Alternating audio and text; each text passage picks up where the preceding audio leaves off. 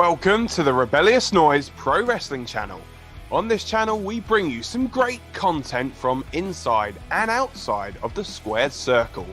We will go through and offer some in-depth analysis of the biggest events of the year, as well as bringing you exclusive interviews with some of the industry's biggest names. There will also be live show reviews, in-depth features, and podcasts. So make sure you give that subscribe button a slam so you don't miss any of the action.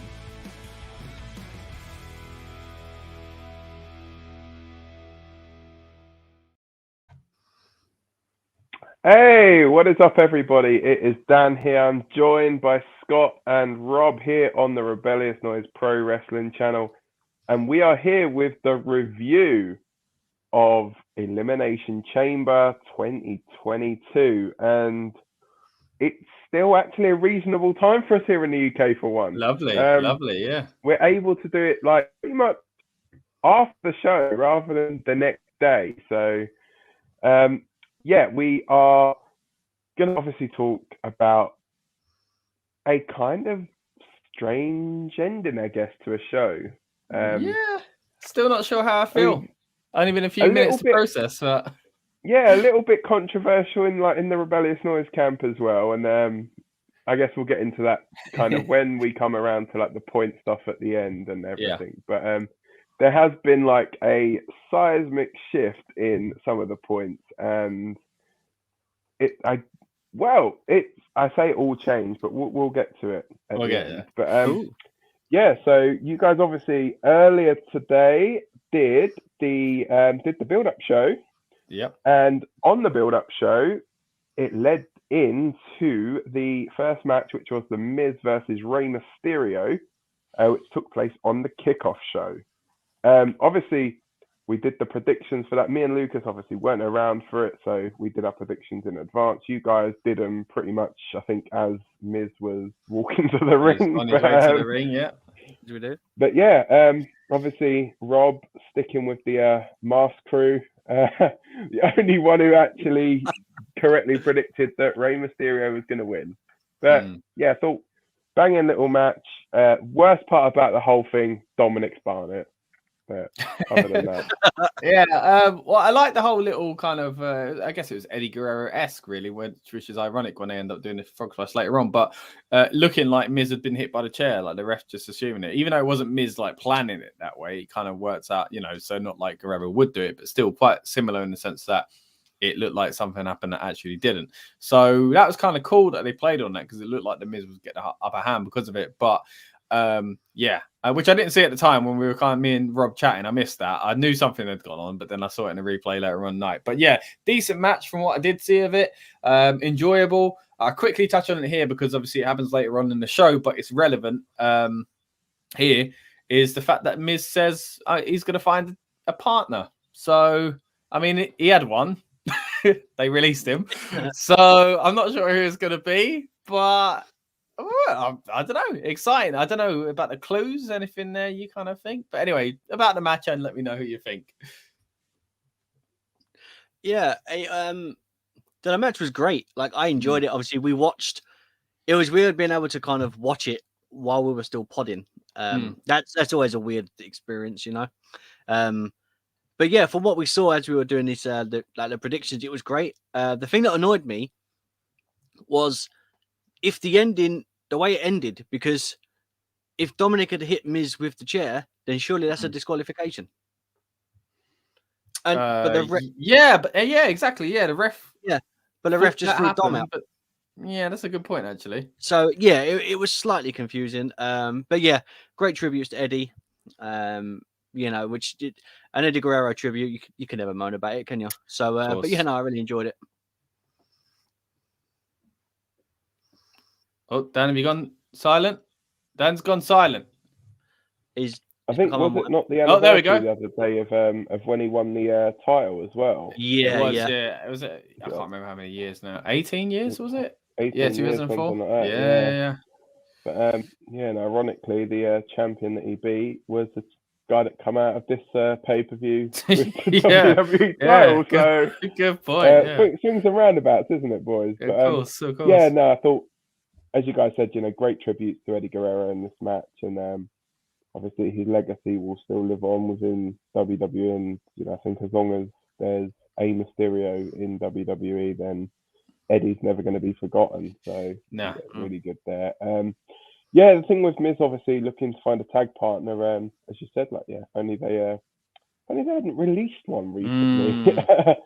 But just having a think. So who could Miz bring in as his tag partner? Well, to be fair, I mean, if rumours are to be believed, they never released two of his tag partners recently. So in John Morrison and Shane McMahon, both he's held tag with. So and I don't know whether Maurice would want to fight Rey and Dominik, but maybe I don't know. Yeah, it worked well with Virgin Beth, but I'm not sure if Maurice is going to get in this match. But Yeah, I mean it's a tricky one really, but I thought it was a decent little match to kind of open the night and the kickoff show. So I was quite impressed with that. So then we get into the main show. I don't think any of us would have seen this one coming, but the opening match of the show was Roman Reigns taking on Goldberg for the Universal Championship. Now, really nice this one to see Goldberg not almost kill himself for a start. Yeah, we were worried about that, weren't we, Rob? That he'd kind of drop him on the jackhammer, but yeah. I mean, he did have a bit of blood on his head. I don't know where that come from, but yeah, and also it looked like he had a burn on his shoulder from, I'm guessing, from the sparklers. No idea. So yeah, might have been a bit of a sunburn as well. Could have been. Quite very specific area, but yeah, it looks uncomfortable either way. Yeah, but I think. Overall, I think the match, it was always going to be that kind of match, I think, for Goldberg, just kind of power move. I think by using the guillotine made, I think that's WWE's way, I guess, of protecting people is by using the guillotine and not having them tap out and not having them get pinned by the spear or the Superman punch. So I think it's a smart way to do it, and it's a very good way to do it here as well, Goldberg. Actually, it was a good match. I'm glad Goldberg didn't win, but for what we did see, it was really well. And like you say, that's a smart way that they can handle that, especially if someone like Goldberg can not just taking a clean 1, 2, 3. Yeah, exactly. So don't know how much of the prediction show you tuned into, Dan. We were discussing whether this was going to be the main event or the start of the show. And we kind of come to an agreement it makes more sense to be the start of the show because if there was something happening with Brock in the chamber later. And I said, I reckon the match will be about 6.5 minutes. And it was 6 minutes. So I'm not moaning about 30 seconds being way off. So that's another bold prediction. Well, come on now. You didn't put no extra points on that. You know what? Funny enough as well. So I had I knocked my router and my internet cut out, right? So on Roman's entrance. So then I was like, and as I said on the build-up, I was getting ready to cook some pizza as well. So I was trying to frantically get it back on. And then it came back on. And I was genuinely the match could be over. We might miss the whole match. So I got it back on and I heard Goldberg's theme song. And I thought, Goldberg's won. Because I was convinced that the match is probably over by now. But it weren't. It was Goldberg's entrance. So I don't know what happened. Their entrance is probably longer than the match. Yeah, I mean, I thought that would be the case anyway, but I swear Roman was getting in the ring when the router went. So, I guess, did it show Goldberg backstage as well, coming through the backstage bit? It must have done, innit? The whole comfort. Yeah, so that's why, innit? He doesn't just come on the ramp, does he? So, of course it was. Because I was like, how are they only just on Goldberg's entrance at this point, on the ramp? But yeah, that makes sense. So, I was scared I was going to miss the entire match. I didn't. And again, thankfully, because it was a good match. It had a big fight feel at the beginning of it as well. They use some great camera angles. We'll get to some terrible ones they end up using later on. But some great camera angles. Obviously, they start outside, a lot of outside brawling. You had a spear into a spear, which was cool, but it looked very sluggish. I don't know if you thought the same. Goldberg's spear after the Roman Reigns set up one was a bit sluggish. And Roman Reigns, interestingly, maybe we're looking too far into it because we are optimistic wrestling fans after all, but using that kind of rock bottom thing again, he does. Where he doesn't go down with them, but it's a bit like a a bit like a bookend in some ways as well. But he also went down. But yeah, seeing that was cool. The Uranagi is the technical term for the move. Okay, there we go. Said it on commentary, they said, because initially Cole was like, oh, and there's Roman Reigns there with the Uranagi, and then Corey Graves actually piped up and was like, oh yeah, it's a version of the Rock Bottom. Oh, so they did reference it on commentary as a version of the Rock Bottom. So. Yeah. Well, and also you say like the guillotine was a smart way to do it. I also think it was a smart way to get into the guillotine. Reversing the jackhammer as well. Like it was cool. So yeah, really like that. Good way to open the show, I thought. Yeah, I mean, as we said, matches with Brock, Goldberg, like they're not going along like 15 minutes unless they're going to be on the ground for like the first 10. So they can just do their 5 minutes worth of wrestling. Although Brock does a lot later on, which we'll get to. Yeah. But yeah, like you expect that from at least those two. But yeah, it was. I mean, the match was good, but it needed to be hard hitting. I generally thought there was going to be more of like a battle of the spear, so like they'd go for it and one would move, and then whoever got that final spear. But what annoys me, and I'm not moaning about the match, right? Yeah. But how annoying are wrestling fans? Because last month, Roman refused to let go of the guillotine for Seth, right? On the last pay-per-view. Fans were up in arms about how it finished, but they're absolutely fine with this finish for Goldberg. Same finish. How can you moan? How can you moan? Yeah. I mean, we enjoyed it last month, I think, on the pod, didn't we? Yeah, it was fine. We were fine, but people online were complaining. Yeah, so yeah, hopefully they either keep up that energy or they've come around to our way of thinking because, again, both of them were absolutely fine finishes in my book. Daniel Bryan said it correctly. Fickle. That's that. Fickle. Yeah. That is also our audience as well, mate. Let's be careful. We want them to subscribe.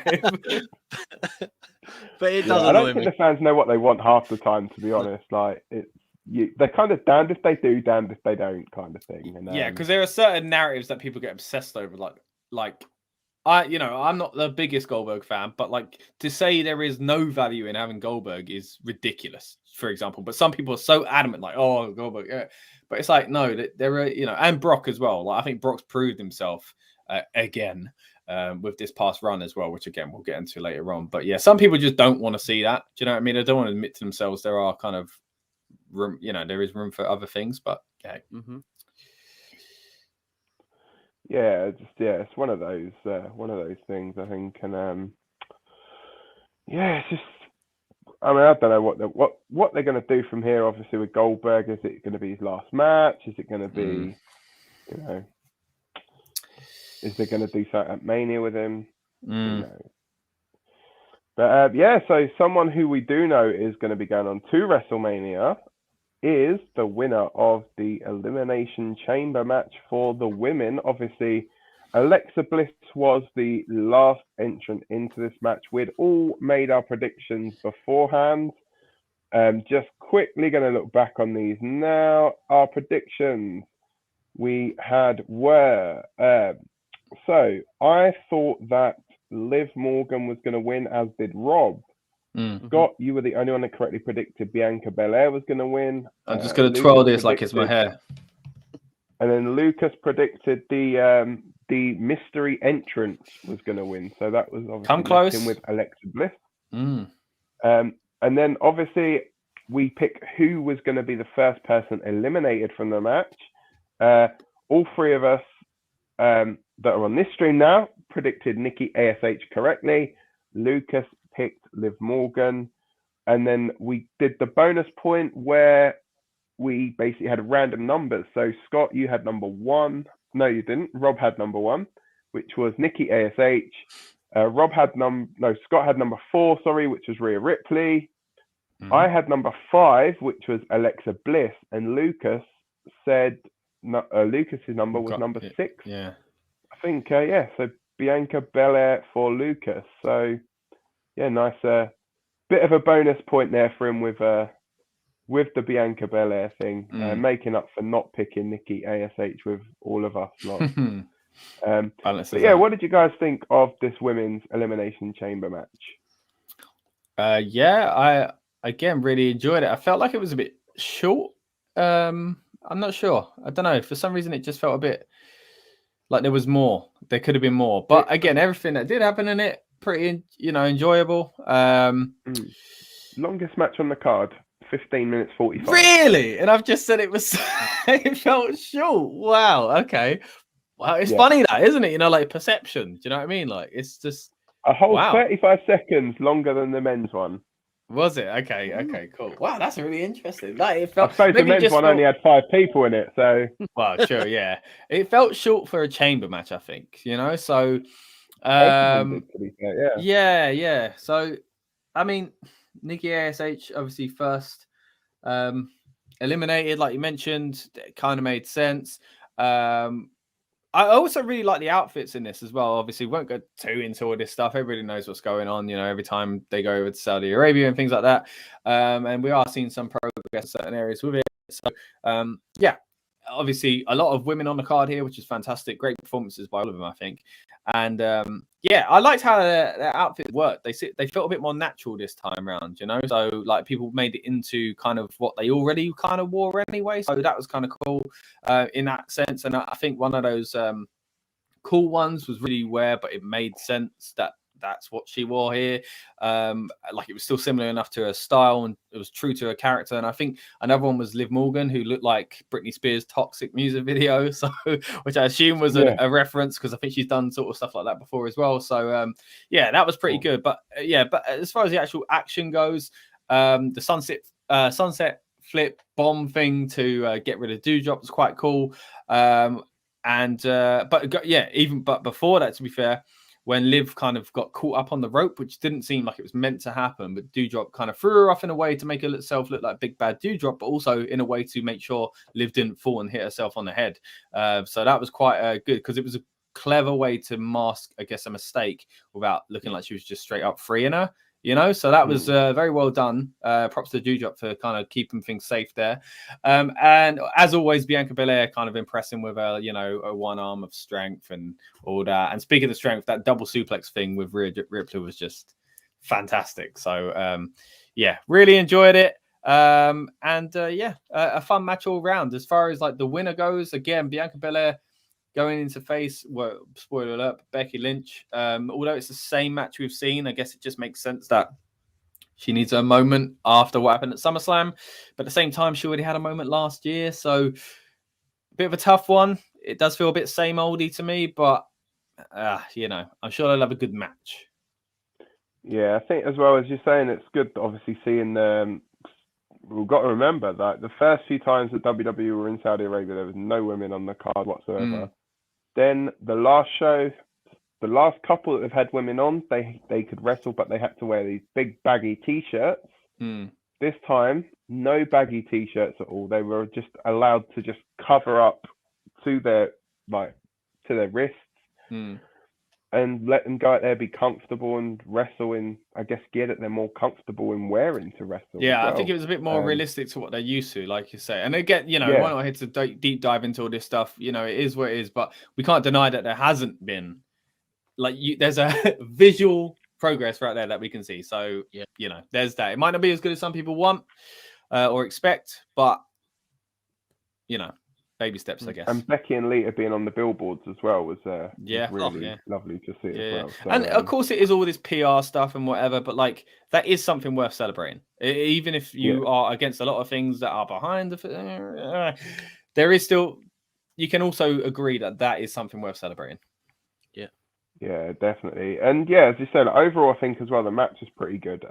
One thing that we all did touch on as well for this one and for the men's one.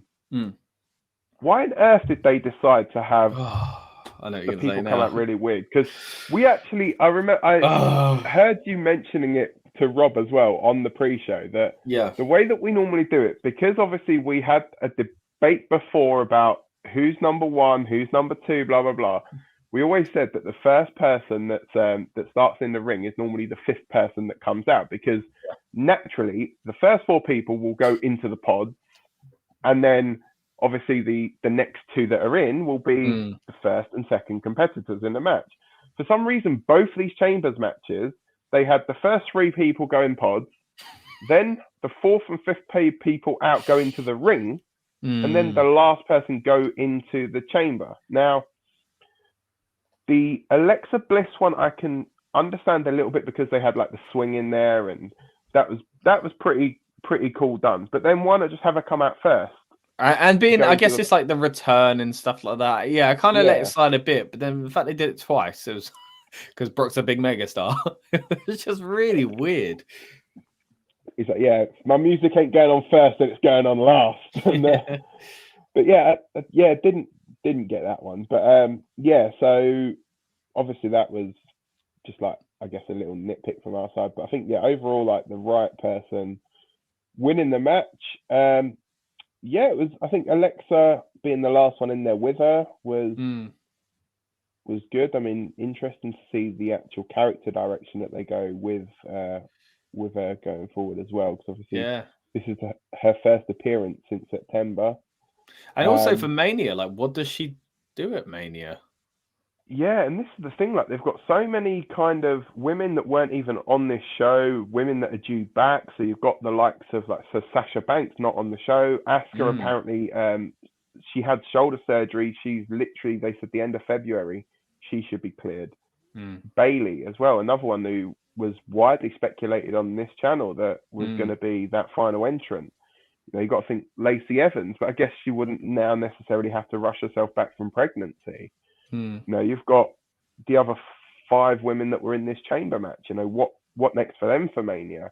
You know, the next match says, 2 women in there that are not got anything for Mania. There's, I think it shows that they could legitimately do a men's night and a women's night for WrestleMania. Like the amount of talent that they've got and the amount of talented wrestlers that they've got, they could do 2 separate cards with male and female competitors, and I think that it'd still be both nights would be banging cards. In fairness, but yeah, overall the quality of that chamber match I think was pretty good. It didn't feel like a 15-minute match. It felt pretty decent. So didn't feel like the longest match on the card at all. And you know what, WWE, take note.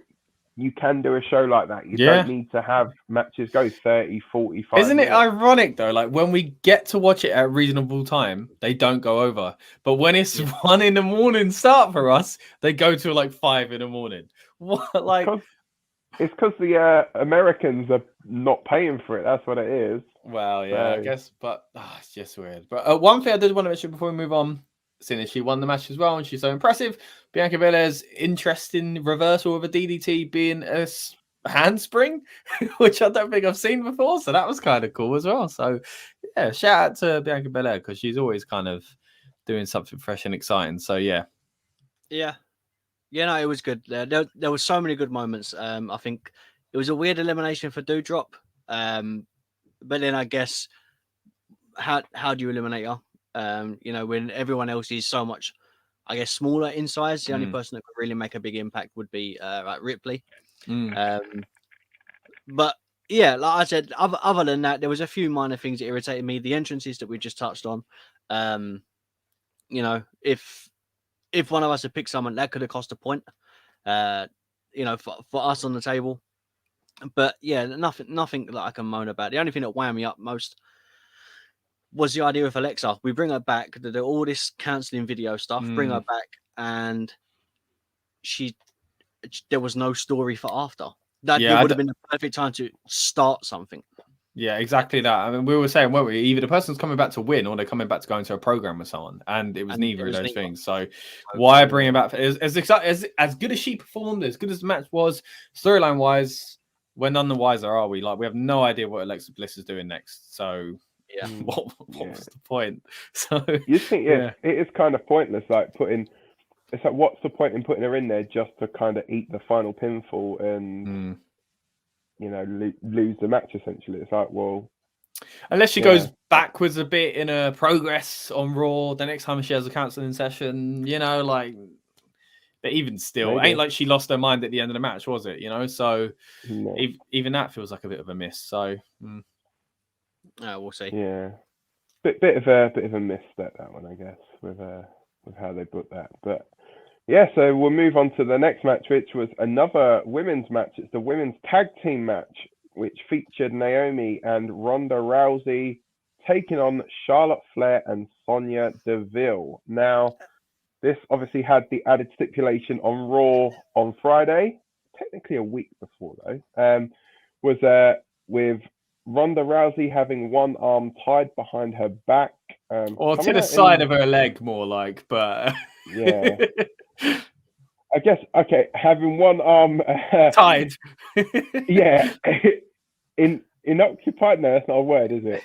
Inactive. We'll take it. It is now. That'll work. Yeah. I'm sure people that write the Oxford English Dictionary ain't going to be on here picking us up on what we say. It's hard enough the subtitles trying to get it right what we say. So there we go. But yeah, I think with this one, it's obviously Ronda coming out in, was it the judo gear? Was it judo gear? Yeah. Well, what she'd worn at the Olympics, wasn't it? Again, another way of trying to make things feel a bit more natural. It was. Yeah, I really enjoyed that. Again, if you're gonna have to change up your gear, do it to be something that fits your character still. So I thought that was really cool. Yeah, because obviously Ronda we're used to seeing Ronda in she wrestles in a vest normally or a crop top thing, and having that on it, I think it definitely did work. And I mean the whole, obviously we're not going to obviously get into it on here, but Sonia Deville, another barrier being broken down there as well.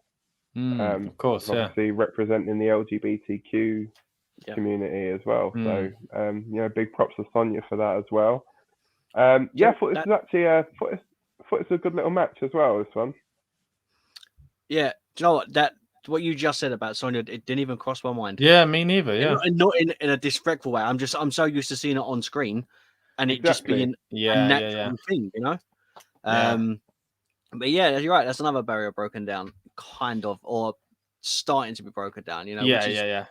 I guess it wasn't acknowledged. It's not exactly part of the character, but but for those in the know, they know. Do you know what I mean? It is a step there, but keeping him with Sonia Deville, though, I mean, it was clear, but still, even these cheap little moments of my arm's not really in the sling. Screw it, why not? I'm always up for things like that. I mean, we did say I think Lucas said it in the group chat when Dan, I think you mentioned in the one arm behind the back, he said, "What is this, the 80s or something?" It is one of those old school stipulations, which I do like. And I got to say, man, it wasn't the most thrilling match, but they all performed very well, and especially Ronda performing literally with one arm inoccupied, as Dan coined earlier, just not being again, as I made a joke earlier, when he's actually behind her back properly, it was kind of a little bit loose, but the fact is she worked with one arm, and she's not originally a sports entertainer, a professional wrestler. She has come from the outside one, and I think it's easy to forget that sometimes. And I thought it kind of it highlighted her abilities quite well. So I've got mixed views on the match. Okay. The match itself was fairly decent for what I think. The match itself we knew what we was expecting. That was how the match was going to go. Yeah. In the nicest way, the other three women kind of, I wouldn't say protected Ronda, because I don't think that's the right word, but they helped cover up them moments where she's still fresh to the business. Yeah. I mean, it's a risky thing to do, this stipulation, when she is. You're right. Yeah. So they did help her cover up their moments. They did play on pulling on the rope and stuff like that, which is great. Obviously, we've touched on the arm wasn't behind her back. My son was like, "Well, her arm's not behind her back. It's not," and he was adamant that it needs to be behind her back. And he's 7, so I mean, if he wants to keep up with the call it? I can't remember what the word I'm trying to say now, but the spirit of competition, or you know what I mean? Yeah. I'm trying to think of the word. Don't worry, ignore me. Yeah. Ignore me. WWE idiocy. It's so obvious. It keeps slipping my tongue. It's not the spirit of wrestling, is it? No, right, forget it. If it'll come to me, but I'll turn it into a segment. Forget about it. But yeah, other than little things like that, do you know what? The match it done what it needed to do. Ronda got the pop at the end. She also got in the armbar. We knew that was how. Basically, we said that in the prediction. That's going to be the finish. So you know, like it done what it needed to do, and all the other women looked great doing what they needed to do to help protect and build Ronda. But you're right, it felt like a go home match. That's the only issue. It felt like a go home Raw match for Mania. Yeah. And that it could have been done so much later. But yeah, other than that, it was all right. I'm not a big fan of Ronda, but she's all right. I still prefer Shayna Baszler from out of the two of them, but you know, that's personal preference. I think I've seen more of Shayna on NXT. Obviously Ronda come up through Raw, so I think she's had less training. Yeah. So I guess that kind of plays into it. But she did put on a good show. And one thing I did have a problem with, fuming they changed their music. No, I'm saying talking to Shayna, fuming that they changed their music. Did you not, like, literally Royal Rumble? I probably didn't know half the people when they were coming out. Mentioned it. Yeah, Rumble was like her tune was an absolute banger. She had such a good song, man. But yeah, it's just the CFO money thing, isn't it? Well, here we go. Yeah. Something I wasn't thrilled with myself in this was, although I liked it at first, was Charlotte being indifferent about it and not really caring. Like, cool, beating up Sonia. And then they stood next to each other, and Sonia's all like selling the arm, and they just stood together as if they're mates. When really Sonia should have been going, like, why didn't you jump in? Yeah. Like, why didn't you seem to care? Like, how can they show Charlotte being cold and it's all about me, yet Sonia doesn't get affected by that, and she stands like it's the typical scene of the cowardly heels licking their wounds and going back as the team, but they're not. That should have shown they're not a team. Charlotte is out for herself. Like, why use that character trait, but then Sonia pretends she didn't know that was happening? Maybe she did. I don't know. That was a bit weird. Yeah. I mean, I thought it was decent though. Overall, I think it served its purpose. I think I'm interested to see though. Will it lead to Naomi versus Sonya Deville at WrestleMania? Are they gonna take it all the way through? And it doesn't feel like something they can ring out that far, does it? But I mean, because obviously we do now know like the two kind of women's title matches for Mania. Interesting. I don't think they actually put like a graphic or anything up for Becky and Bianca, but they did like suddenly. Oh, here we go. We've got a picture of Brock with the WWE title, but we're not going to put up a graphic for the women's title match. So makes me think that's probably not going to be the final match. The Becky and Bianca one, maybe. Maybe they'll add someone else to that. So, yes. So we then go into Drew McIntyre versus Madcap Moss. Now, I was the only one that picked Madcap to win this match. All the rest of you picked Drew. Now, obviously, I heard you guys were wondering or couldn't remember what the reasoning was behind me picking Madcap. So the reason was I guess he's in a roundabout way got there, but it was to try and lead into Drew and Corbin at Mania, pretty much. But hopefully, I mean, best wishes go out to Madcap Moss. Hopefully he's okay. Like a reverse Alabama slam straight on the top of his head. And the fact that they like literally showed the replay and showed it slowed down a couple of times makes me think he's okay, because like you wouldn't want to be showing that over and over again if he was like really hurt from it. But no, kudos to him for like actually like getting out there, finishing that match, and still putting in a performance. I think he's a very, very like underutilized, like an underrated guy there. I think he's got a lot of potential. I just don't think the gimmick's helping him. I think in the ring though, he looks pretty solid. Yeah, I'd say he's winning me over. I mean, we've kind of done the joke of who, what, and a lot about him and this storyline. But I've got to say, and I said it twice on a prediction show and on the build-up show, that I just I didn't care about this match. But they performed very well. Like, it was an entertaining match. Now, I was worried when he landed on his head, and I did think that he should have sold it more. But I guess they had a spot to get to, because the next minute he's running around the ring trying to chase him. And it was like the commentators were still trying to sell it. And then they did this sloppy belly to belly, which looked like maybe Drew had slipped. And it comes straight after that. And it was just a bit awkward. And then obviously the big moments at the end was the swing of the sword, which I thought, whoa, after 2 little mishaps there, Drew, do you really want to be swinging the sword? But thankfully they timed it well and it didn't decapitate Baron Corbin. And then the kick with Angela in general was kind of cool. Like, it doesn't make much sense, but it's cool visual, I guess. I felt like he should have stamped the sword down as he pinned rather than pointing at Corbin, but I guess that's some more stick an hole in him. Well, no, he could have just done it next to his arm, innit? You know, like, or something. But yeah, no, again, I thought it was a good match. It was entertaining, basically. It was entertaining. Even if I wasn't thrilled about it going into the match, they did entertain me. So there is that.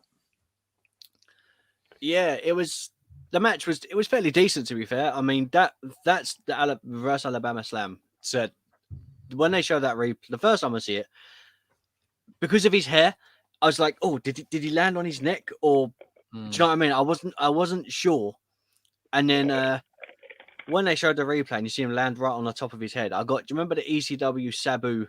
That's exactly what I was going to say. Oh, man. Yeah. I was like, oh, is he okay? It looked like Sabu's neck broke, yeah. And I don't know if the bit where Corbin kind of distracted him, distracted Drew and run around was just to make sure and like to do a second check. Sure. If it was, then like fantastic way of like moving the camera so that you can do that check again, to make sure like he's good. Hopefully he's okay, and all he's got is just a massive headache. At the most. I imagine it will be one. The last thing you want to know is find out that he's got a concussion. So hopefully it is all right, and he's just suffering a little brain wobble. But I think might need a paracetamol for that in the morning. But maybe. But other than that, though, I mean, the match was done what it needed to do. It's weird because it elevated Drew, but at the same time it elevated Madcap, and I think the opposite was supposed to push Baron Corbin. Like it do you know what I mean? It was so weird. Yeah. It did well for Madcap. I think that was his performance, and especially people can look at that fondness of like, fair play to the guy. He carried on after that horrible looking bump, and like I think that kind of it's kind of endearing. Like people want to kind of be like, well done, man. Like, so I think partly that, but yeah, like maybe it was meant to go more in kind of Corbin's favor as far as the tension goes, but. Yeah, that's why I started going with Dan, thinking maybe he was right. Maybe it is going to be that because it's going to lead to a 2-on-1 at Mania, which I think they could still do. But yeah, you're right. But like we kept saying all along, you need to make Drew look good before Mania, and they've done that. So yeah. And I mean, it could obviously still lead into to Drew and Corbin at Mania. Yeah, I think in that sense it would have been like then. Good, I think, to have like maybe Corbin like costing the match sort of thing, but I mean we won't know like whether it was due to what happened that they potentially had to change a finish maybe, but I don't think that would have affected it too much. But it didn't look like much. Yeah, I mean Drew. No, I mean like Drew obviously coming out of it still looking like an absolute like badass Drew McIntyre, like we know so. Wearing green as well. Yeah, wearing green. There was quite a bit of green on this show, actually. Rey Mysterio obviously had green. Dewdrops, like Tartan was a bit green as well. So probably the only one that they had, to be fair. They just thought, we'll just double it up. A couple of Scottish people we got on there. We'll just use the same one. It could have been that, Yeah, and we then go into what was the longest singles match on the entire show, and that was for the Raw Women's Championship. Big time, Becky Lynch taking on WWE Hall of Famer Lita. Now, we all said Becky Lynch to win this, but I'll be honest, I didn't think it was going to be like as competitive as it was, and I don't think Lita had any right to be as good as she was in this match. I thought Lita put on one heck of a performance. Quickly on the fashion choices again. Again, both characters wore something that would make sense. I think that kind of Kill Bill type stuff that Becky would have worn before, kind of I thought she'd go for something like that. But firstly, with Becky, her jacket with the goats on the side, fantastic. The goats are sort of like shoulder pads, really cool. And then Lita wore something like what she wore at Rumble as well, so that kind of made sense as well. So that was quite a wise choice from there. But anyway, enough about the fashion show. Onto the wrestling. Like you, Dan, like she was amazing. The only sloppy thing I thought was when she tried to do Trish's what is the move? The handstand hurricane running thing from the top rope. It was obvious that Becky helped her put her legs in the right position. But again, it's not her finisher. It's not her move. So, you know, fair enough. But other than that, I thought she was fantastic. I always get worried when she does a moonsault because it is quite low to the ground. I think the older people get, that becomes more of an issue. We didn't have to worry about it, mate. Exactly. Didn't see it till the replay. So for we know, she could have spiked her head just like Madcap, but no, she successfully hit that. I really enjoyed the fact that she got a foot in the rope on the manhandle slam as well. I think a kick out would have been a bit too much, but the foot was like the kind of, you know, old school mentality. She's just natural instinct. You know, when they kind of go on about that sort of stuff, you do it out of instinct, rub. Yeah, like I really like that. So that was really cool. And yeah, as far as generally match fantastic. Definitely the right decision in my opinion, because it doesn't make sense for Lita, unless Lita is coming back. Who knows? But a great moment for Lita as well. That last bit, and then I liked it on commentary that they really emphasized that if it wasn't for Lita and people like Lita, we wouldn't be having these kind of matches in the first place. So great moment for Lita. Very, very happy for her. Do you know what? I really don't know how to feel about this match, because, and it's not a negative, okay, but I thought it was, there was moments where it was too good. Like, well, we said it was a Mania match, didn't we? It's a Mania match. Yeah, I don't know. I just feel like they proved the point with, you can bring anyone back from old time, right? And in no disrespect to the women always get moaned about, oh, they're too girly and they slap and they're still in a diva era sometimes and they're not good enough, and they get all this like bad press and rep about it. Becky and Lita had a main event. They had a main event status match in Saudi Arabia, right, in clothes that they're not used to wearing, and it was phenomenal. That is a main event, like that is a WrestleMania main event, you know. And I just felt like we kind of cheated the system with getting it now. Do you know what I mean? It was so weird. You know, when was the last time you see Becky do a moonsault? Like, you know, and I think, I don't know, there was moments when I was like, oh, Lita could actually win this. Like, I was so believable that it was, I just didn't know who to win. As much as I was rooting for Becky, I was still rooting for Lita, because Lita's who we grew up with, you know, and the story, and without Lita, there would be no Becky, and the whole thing, it was such a great build up. And we got it early, and I feel like overwhelmed at how good the match was, you know, and then Lita leaving, then coming back into the ring and saying goodbye, maybe. It was like, it had all the emotion that you needed. It was great.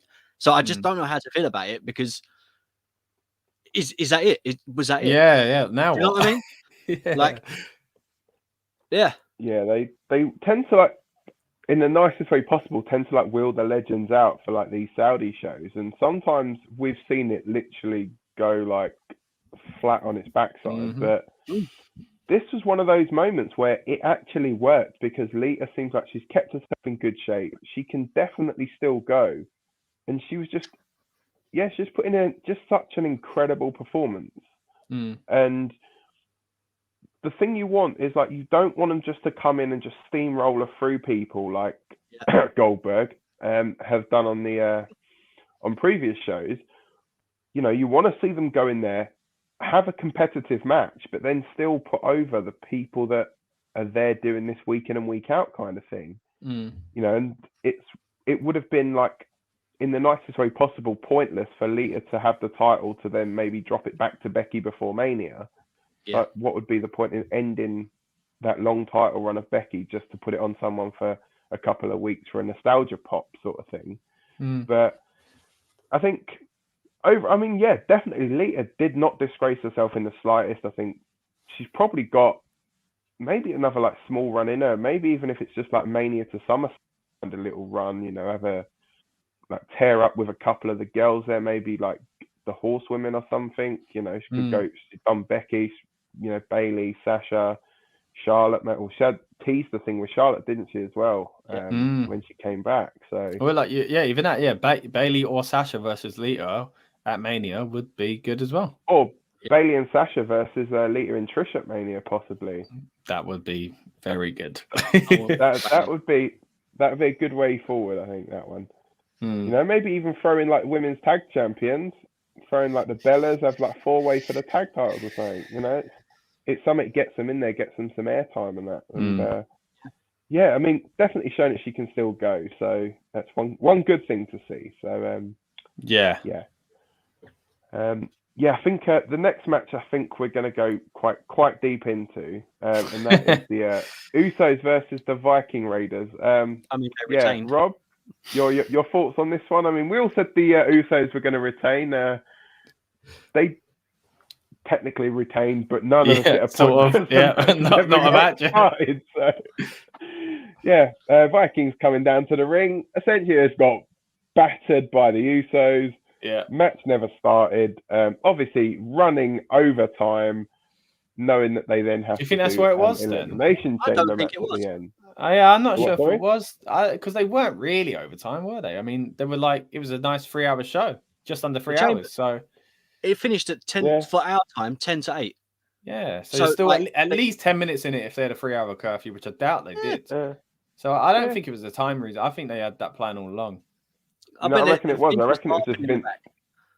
It's probably Vince just couldn't decide what he wanted to do, so he's like, "Oh, sod it, we'll just do that." Just scrap the match. Yeah, it's like, look, it's like, I've gone backwards and forwards on which team's gonna win, but yeah. So yeah, I mean, I guess we have to get now to the elephant in the room, the main event of the show, the men's elimination chamber match. WWE champion going into the match, Bobby Lashley, defending the championship against AJ Styles, Austin Theory, Brock Lesnar, Seth freaking Rollins, and Riddle. Yeah, so brace yourselves. This match wasn't, in my opinion, that good. There were certain bits and pieces that were okay, that I liked. So I liked the F5 stuff from Brock on Austin Theory. There's a few other good spots in the match. But yeah, I just think the whole confusion around the Brock, the Lashley thing was just ridiculous. Like, why book both of them in the match if you don't want either of them to get pinned? Just don't put Brock in the match. Yeah, but I guess it's because they had a plan for the title, which I just don't like anyway. I mean, the way it's going storyline-wise, not a fan. The performances of the match, really, really enjoyed. I can't pretend I weren't entertained. But the big thing for me as well is not just Lashley losing the title, but like, why did Lashley just get taken out like that? What was the point? Because, you know, we were speculating in the group chat, and even before, will Roman Reigns somehow get in this match or something like that? Why couldn't they do that?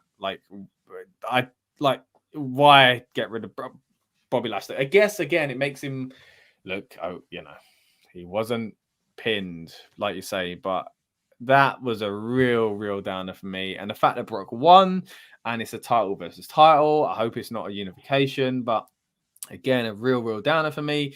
And the biggest thing I'm annoyed about, and I want to get these out of the way first because I really enjoyed the match. The biggest thing I'm annoyed about is that the Royal Rumble winner didn't need to be Brock Lesnar, and it was a complete waste for the second year in a row.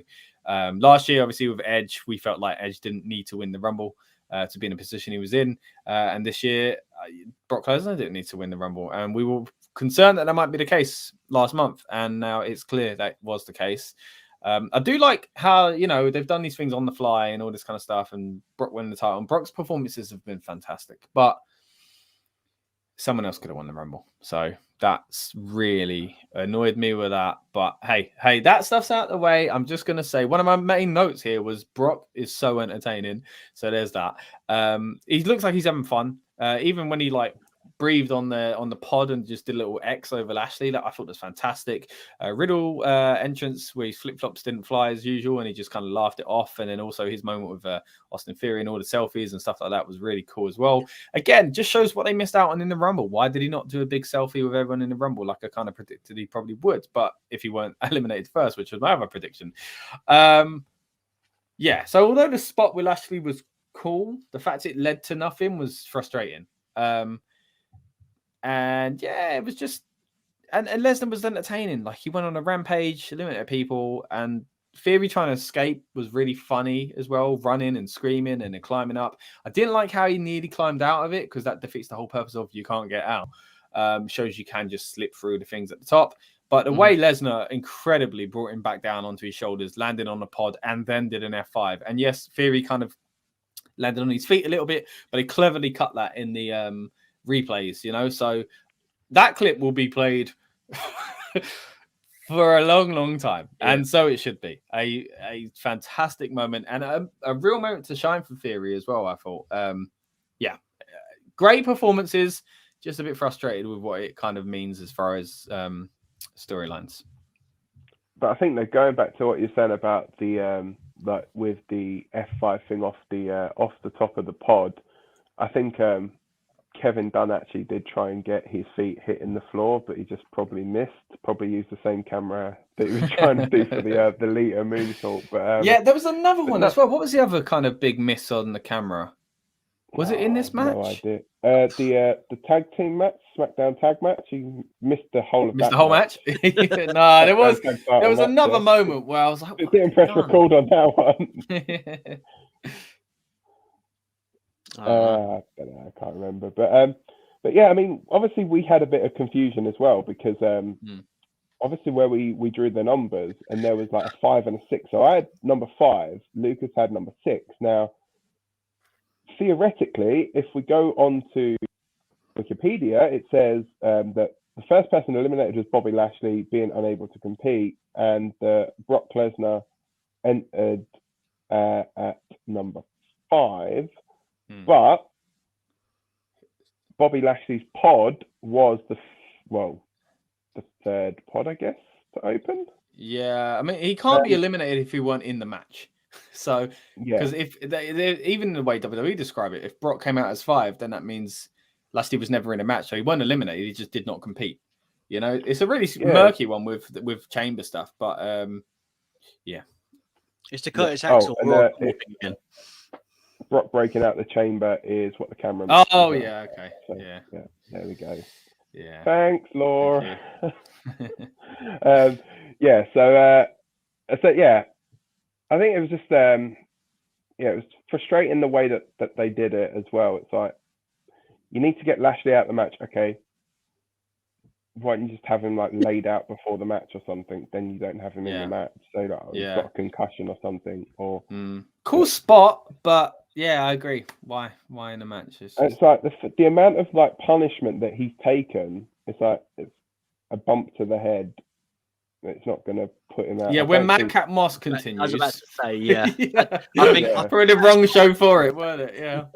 I mean, just walk backstage and Moss was just there, just being like, "Look, mate, just take a dose of man up and you'll be all right." What about Lashley? What is Lashley going to do? You know, what's he going to do going to Mania? Well, I mean, technically, he hasn't lost it. Well, boy, he hasn't. Yeah, I mean. What would he do? I don't know. Should we get to a few more of these comments, actually? So, firstly, Jimmy Monster, thank you very much for joining us again, Jimmy. Hello, guys, today. How are you? We're all good. I think we're all good. We had a good show. What do you think about Charlotte's title? What is in, like, what are you talking about? Well, I mean, I guess here we go. I support Charlotte Flair. Ronda Rousey might win that title. Yeah, okay. So, yeah, I think going to Mania, looking ahead, I do feel like it would make sense for Ronda to win it because she's only really done the Raw side of things, right? So, but at the same time, is she sticking around? So I'm not really sure about that.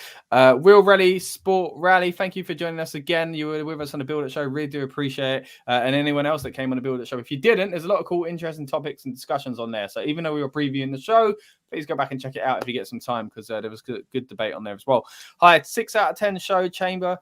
Hope Madcap okay and Alexa look good and loving Brock just being himself. Me too, mate. I completely agree. With 6-1 in my picks, awful book in the Viking Raiders. Wow. I'm not the biggest Viking Raiders fan anyway, so I've got to say I don't really care about them personally. And I really like the Usos, so it doesn't really matter to me. I think, I don't know. I don't feel like it was a 6 out of 10. I might push it to a 7 if I was going to rate it, but it weren't spectacular. I've got to say, it did feel like Again, it was a PLE that wasn't Crown Jewel in Saudi, but it still felt like a very Saudi show. It didn't feel like an actual... It felt like a B show, didn't it? Yeah, which I guess Chamber kind of is. It's not really... It's only where it is in the year that it gets so much hype, you know, because if it weren't between WrestleMania, although it'd be a great stipulation match, the whole point is just that kind of bridge between the Rumble and thing. Most times, without Fastlane included, obviously not happening this year, it seems. But... yeah, I thought it was a really good show. But yeah, I think as well. Obviously, we still obviously have the small matter of the points to decide on as well. I mean, I think the big debate was really who gets the point from either me or Lucas. I mean, because obviously my number was 5, which. If you're looking at the pod entry, would have been Bobby Lashley. Yeah, but the way I see it, right? If your music hits but you don't come out, you didn't enter the match. But just because your music hit doesn't mean you were in the match.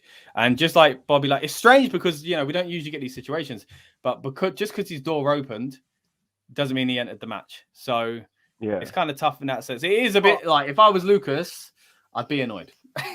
And I've been there. We've all been there. But the thing is, but then if you get number 6 and only 5 people are actually in the match, and that's a bit. That would be wrong. That would be wrong. Like if we said in the group chat, if someone else came out like it was Roman, that would have been Lucas. He would have got that. It is unfortunate that there weren't 6 people in the match, but at the end of the day, it was only a roll of a dice and a luck point anyway. So it doesn't take much skill. So you're very lucky, Dan. I mean, but you say that, but you just said if someone's music hits and they don't come out, they didn't come in. Brock Lesnar's music didn't hit, and he kicked the chamber for the chamber. But he entered the match. That's what I'm saying. It's not about technically. It's not about the pod opening. The pod is there just as a means to stop you from getting in the match. Well, it didn't work. Yeah, exactly. And to keep rules, it is there to try and keep rules. It is. Yeah. The facts are Brock Lesnar entered the match and. Yeah. Bobby Lashley. I guess you could also say though that technically Lashley did enter the match because he was in the chamber when the bell rang. I mean, granted he was in his pod, but it's one of those grey areas. I mean, and we had trouble with this last year. We thought we couldn't get more confusing, and now they've done this. And with the entrances being mixed up again, what are they doing to us? Yeah, because you put in the chat, I was like, "Oh, Rob's got Steph," and then it swapped, and I was like. Oh, for crying out loud, that means I haven't got Seth. I was like, oh, yeah, I'm going to laugh myself to the bank and nothing. Yeah, well, it wouldn't have happened anyway. Seth did nothing anyway. So, a few more comments we'll get to as well. Laura, I feel like it was definitely a better night for the women than the men. Some good bits of the matches, but it does feel like they were scraping the barrel a bit. Yeah, I have to agree. And again, those matches felt a bit short. They didn't feel like your typical chamber matches. Although they were entertaining, they did feel lacking in some sense. If Brock Lesnar and Bobby Lashley they don't act well, Seth Rollins might take that title, not because he can fight them, but just because he is wise. That's another person, isn't it? Like, what's Seth Rollins doing now going to Mania? Again, and we mentioned it on the build-up show, but the main event is just too same old. Like, what are all these other guys going to do? So, now there's one. What was that? You went. It's so. I mean, one title match. For 2 titles, I'll do it again. I think unless they do it where they do one match for the first night and then they do that say as the main event of night 1 and then night You 2 think will someone be could like someone challenge else the will two win of a them? contenders match or something. Yeah, maybe. See, I'm not a fan of that because that is how Wrestle Kingdom do it sometimes, but I don't like that because it feels like you don't know what you're getting going into that second night.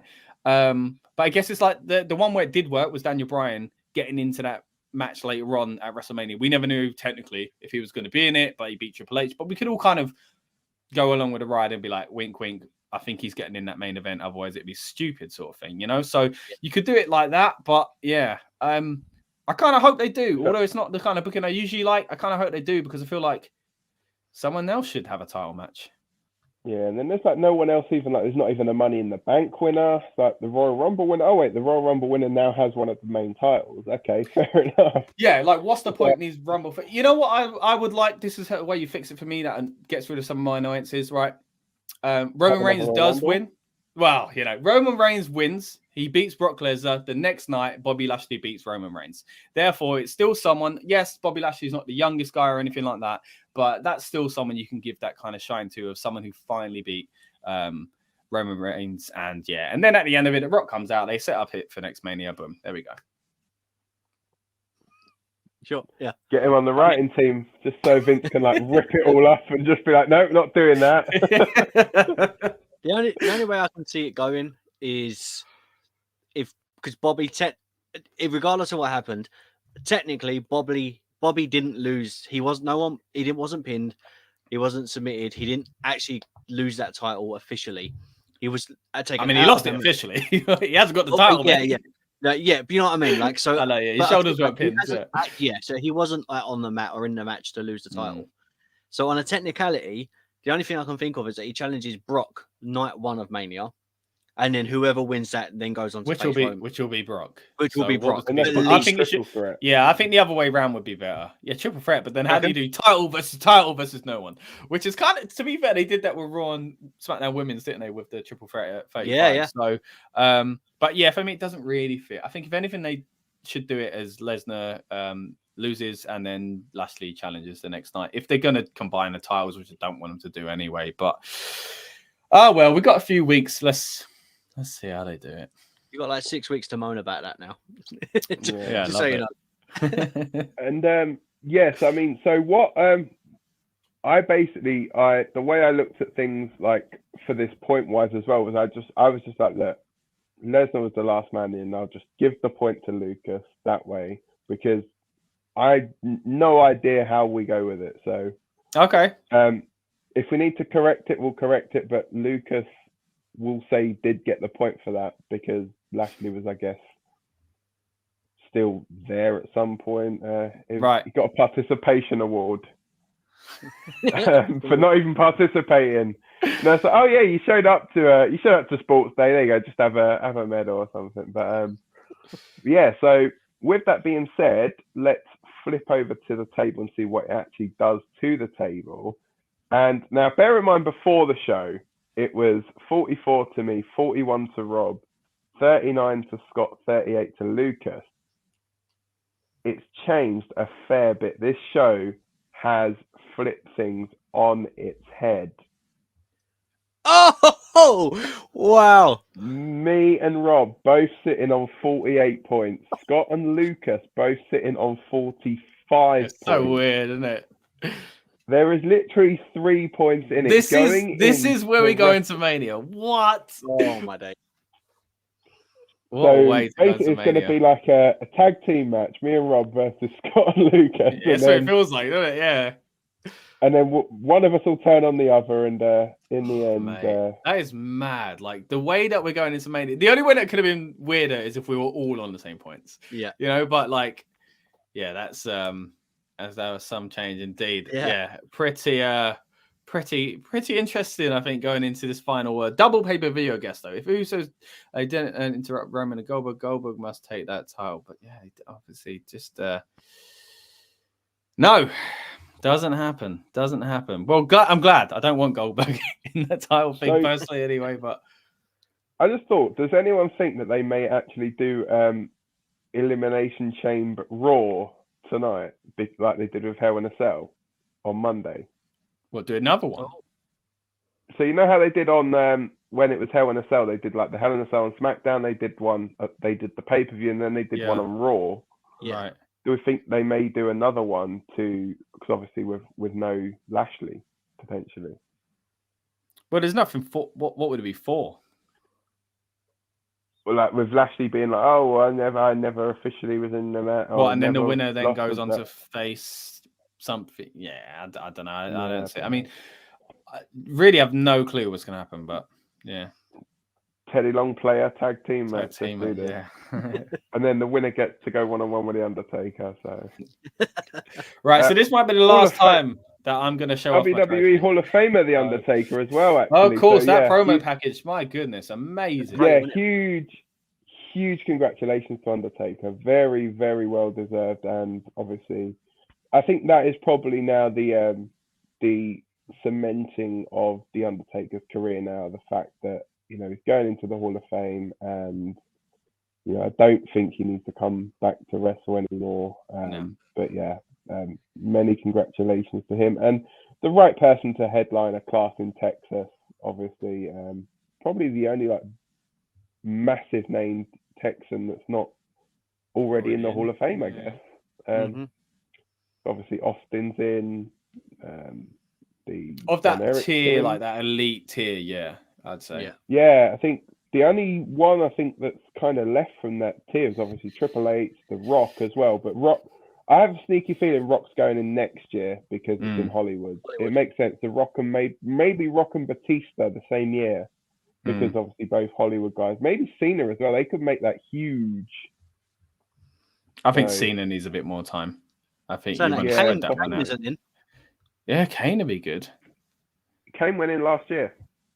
Oh yeah, he did. Yeah, he did his little thing on the stage. You know what? It's because I'm so used to it being in front of an audience. Like you remember it, bloody hell. Well, this year apparently it's going to be after SmackDown. Yeah, that's strange as well. Strange.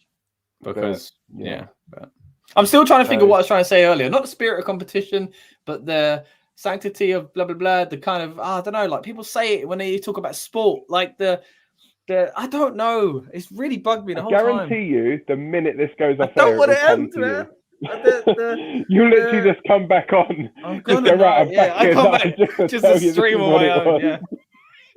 Like, like the spirit, not the spirit of competition, like it's like the phrase to like uphold the rules and the sanctity. In the interest of fairness. Oh, it's really annoying me. Or if I remember it, I'm gonna write it down and it's gonna be on the Mania pods. Oh my goodness. Speaking of which, obviously we get this in the Mania one, yeah. Oh, we do have a Mania pods coming up, of course. We'll do as much as we can. Last year we did it with the 2 shows, didn't we? So we'll try and get as much content as we can out by Mania. And again, I'm possibly going to be there. I'm not too sure yet, but either way, I'll find a way to be on a stream or 2, and we'll find a way to do it. And make sure you subscribe. Thank you everyone that's watched today, and as you do for every PLE. But Mania is going to be exciting. We're on the road, boys. We're on the road. And we need you guys to tune in because we don't know what's going to happen. There are 2 WrestleMania nights, so it literally we could have the table as it is now could be totally flipped on its head after night 1. It could then be flipped again after night 2. Oh, don't you put me through too much stress now? So, I mean, I don't think there's none of us can even use like, oh, let's do this strategy. It's like. We literally can't even just got it's just like balls to the wall, bonus points, you name it. We got to try and do it to get there. So at least we know what's happening on our road to WrestleMania. If WWE don't, but Anyway, that is everything I guess for this edition of the Rebellious Noise Pro Wrestling Channel, the recap and review of Elimination Chamber 2022. I just want to say thank you to Scott and Rob for joining us. Thank you to you guys who commented as well. And thanks to everyone that's watching. If you're watching on demand, don't forget, go back and like, share, and subscribe to everything on the Rebellious Noise channel where you see all the previous videos. And that is everything from us for tonight. So take care. Bye for now. See you later. Welcome to the Rebellious Noise Pro Wrestling Channel. On this channel, we bring you some great content from inside and outside of the squared circle. We will go through and offer some in-depth analysis of the biggest events of the year, as well as bringing you exclusive interviews with some of the industry's biggest names. There will also be live show reviews, in-depth features, and podcasts. So make sure you give that subscribe button a slam so you don't miss any of the action.